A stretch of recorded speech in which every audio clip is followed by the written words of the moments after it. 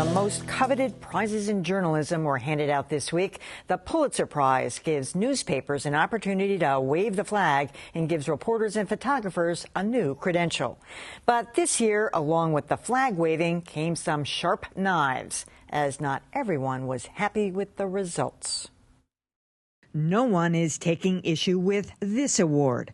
The Boston Globe took home the Pulitzer Prize in the prestigious breaking news category for its coverage of the Boston Marathon bombing and its aftermath. However, Boston Globe photographer John Tolmacki did not win for this widely recognized photo, prompting one-time Pulitzer Prize photographer Stanley Foreman to write, "I don't have a problem with what was chosen, but I do have a problem with what wasn't." For his part, John Tolmacki was just pleased the team won. We just kind of stood still and thought about the whole year and thought about the survivors, the victims. Also getting some scrutiny, the Shared Public Service Award to both The Guardian and The Washington Post for coverage of the NSA leaks. This is a big win for Snowden and for people who are thankful that he leaked these documents. Former NSA contractor Edward Snowden claims he is now vindicated for the leaks, but not so fast. Well, he might be conflating what he did with the coverage of what he did. Bingo. Meanwhile, the biggest Pulitzer Prize kerfuffle surrounds the Investigative Award, which went to the Center for Public Integrity's Chris Hamby for coverage of coal miners being denied medical coverage. Problem being, the report was a joint effort with ABC News, prompting ABC to say, it's a shame that in an effort to secure this Pulitzer for Chris Hamby, ABC News' contribution had to be disappeared. CPI Executive Director Bill Buzenberg says that's nonsense. This is a print and digital text award, which is what we did, which is why we won it. It's not a video award. Doesn't mean you can't mention it. All right, joining me to hash out these Pulitzer Prize fights are author and journalist Roy Harris, Adam Riley of WGBH News, Callie Crossley, also of WGBH News, and Dan Kennedy of Northeastern University. Well, it's natural for me to turn to you first, Roy Harris, author of a book all about the Pulitzer's Gold. So what do you think is the biggest kerfuffle or issue, do you think, in this? Was it the ABC thing or others? Well, I think the most significant kerfuffle has got to be has got to involve the Public Service Prize and the controversy that had been raging before about how do you treat Glenn Greenwald's reporting compared to what Marty Barron and the Washington Post and Barton Gellman did. And there was, of course, a lot of controversy that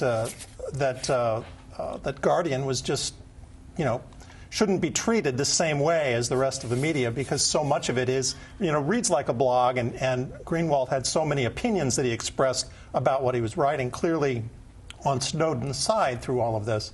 And I think the Pulitzer Board, my view is they really steered clear of the issue by acknowledging the aggressiveness of the work that the Guardian had done to get this out. They had the first story. And then to acknowledge the authoritativeness of the Post. And both of those things were very important in getting this story out. Clearly, in my view, there was a huge public service to the public to learn about the extent of this surveillance. And in many ways, like what happened with the Pentagon Papers 42 years ago. Hard to think of it as 42 years ago. But the same kinds of decisions were made. That the press has to be the watchdog, has to find out what information the public needs to get. And they made the hard decision, I think, to edit that material and to put it out in a way that went through that filter of the American press. Let me turn to the ABC Center for Public Integrity thing for a moment, because I read Bill Buzenberg's 2,200-word response to ABC, and it just struck me as a suicide note. I said, what are you doing? And what really astonished me was, let's say Bill Buzenberg is absolutely correct in saying that ABC didn't really contribute that much, Brian Ross didn't contribute that much. Even if that's true, and I don't know whether it's true or not, the Center for Public Integrity is a nonprofit news organization that needs partners in the mainstream media. And I'm reading this and I'm saying, if I was at a news organization, I would never partner with this guy, because this is what happens if you raise any questions. Well, let me ask, absent that tone-deaf note that you're talking about, doesn't his argument actually have some merit? I mean, would ABC, if they were making a submission for a broadcast award like a Pulitzer or DuPont, would they fold in the Center for Public That's all he had Integrity? to say. That's all he had to do. That's all he had to say. We had a video partner. We know it's not part of this submission, but there were incredible visuals that went along with this story. There was great reporting on ABC by Brian Ross. As one who's seen it, because I was a judge looking at the video submission. I was blown away by the video submission of Brian Ross, but I had not read the print. And then when I read the print, I realized how much deeper, how much farther, how much faster Chris Hamby had done. So in terms of the center, I get your overall point, and I think that's a valid one. But the center is right. Chris Hamby did a lot of work. And that is not to say that what I saw from the video report from Brian Ross, it wasn't strong. But there were some details and some nuance and some context that Chris Hamby brought to it. Now, should he say, obviously they had some bad blood along the way. That's clear. That's what's happened here, and that was not to be repaired. I feel like I got to say also, I understand why Stanley Foreman is sticking up for John Plumaki, because those images are amazing. But the images that won are also pretty remarkable, and also involve a pretty horrific event at which human life was lost. We should say what it was. It was the mall shooting in the Nairobi Mall, and Tyler Hicks was the photographer. And that's pretty remarkable work too. So I don't think Stan wants to demean the work that Tyler Hicks did, but I'm worried that might be a consequence. But Stanley's point was, and I spoke to Stanley today, John Plumaki went to a foot race. Tyler Hicks went to a mall shooting, so he knew. It's like suddenly John Plumaki found himself in a terrorist situation and had the presence of mind to take those photographs. So he just thought there should have been a special kind of mention. Some way to recognize it. John Plumacki's photo was so iconic that I was really surprised that it didn't win. Well, I had the same. And that takes nothing away from Tyler Hicks. No, but as I understand it, wasn't Tyler Hicks not there? He just ran to it. He went to it. Yeah, he knew what he was going to. Well, no, but I thought it was still a lot of confusion at the time. Yeah, but he knew it was a shooting. Yeah, you could actually. That's an argument that cuts both ways. No, he does.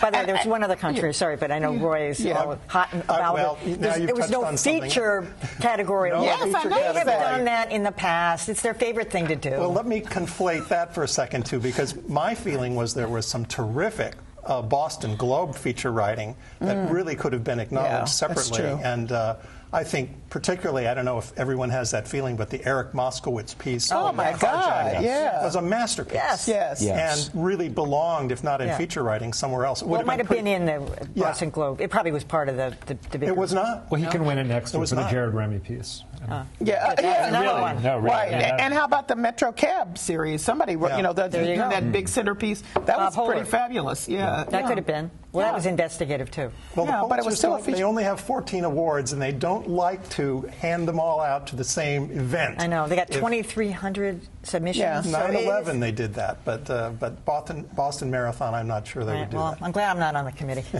right.